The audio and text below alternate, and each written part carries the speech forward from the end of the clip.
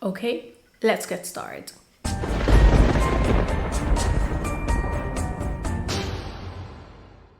Hey horror freaks, welcome back to my channel. My name is Amanda. If this is the first time here, don't forget to subscribe and hit the bell icon so you can get notification every single time that I post a video, and I post every single week. As you can see from the title, today's video is going to be my review, spoiler-free, of a Banquet. This is an upcoming Shudder original that is going to be released tomorrow, Thursday, May 26th. And since the film is not out there yet, I'm going to reserve myself the spoilers. So this is why this is a little bit different, since I am used to do, of course, all the spoilers. This is going to be a full spoiler-free review. I don't want to affect your experience of the film. So given a little talk and disclaimer, let's get into the video. A Banquet is a British horror film directed by Ruth Paxton and had a feature release on September 10 of 2021 on the Toronto International Film Festival, and is going to be hitting Shudder, like I said, tomorrow, May 26th. Now, the film follows a widowed mother, Holly, that is radically tested when her teenage daughter, Betsy, experiences a profound enlightenment and insists that her body is no longer her own, but in service of a higher power. Holly is forced to confront the boundaries of her own beliefs. Now, the film, it's 1 hour and 37 minutes long, and I'm gonna call it a slow burn. Felt longer than it is, but I don't mean this in a bad way. I think that with the storytelling, being a slow burn was like the way to go. It reminded me a little bit to The Exorcist, since it has this possession type of thing and the way that she's acting, and we have scenes of her being tested, because blood basically gives you all. She is feeling that something it's taking her body, but of course her mother, it's not believing her, and also the fact that she's not losing weight although she refuses to eat. Now, something that I like it about the film is the contrast that it has when it comes to the colors with the background. Like, if you watch the film, you're going to notice that the house that it's where most of the film takes part, it's black, and everything it's with pop of color, specifically the food. Food, of course, has some type of special attention.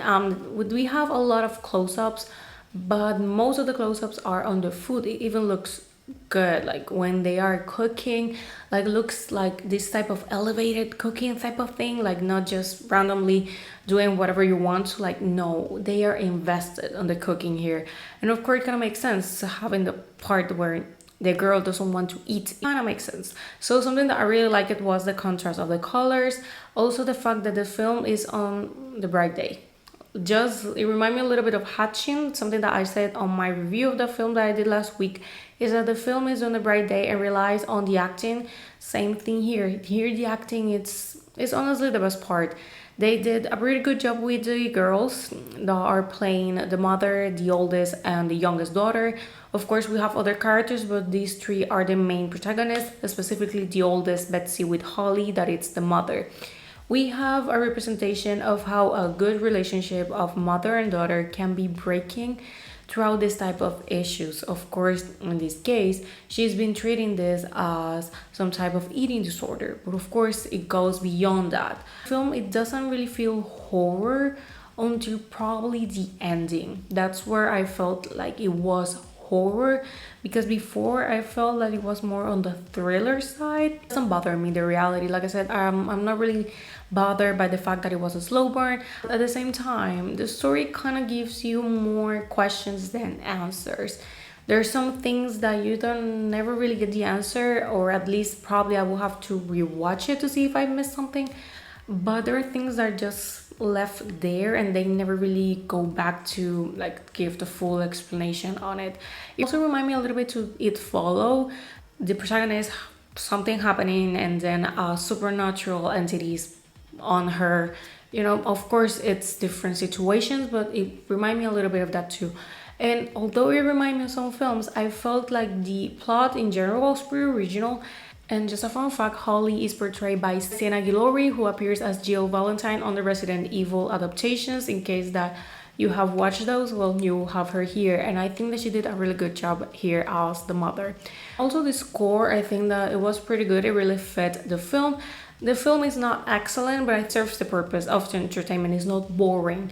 But like I said, the only thing that could be bad is the fact that it leaves more questions than answers, and there were things that I didn't saw the explanation So like I said, probably I'm going to have to rewatch it to see if I missed something.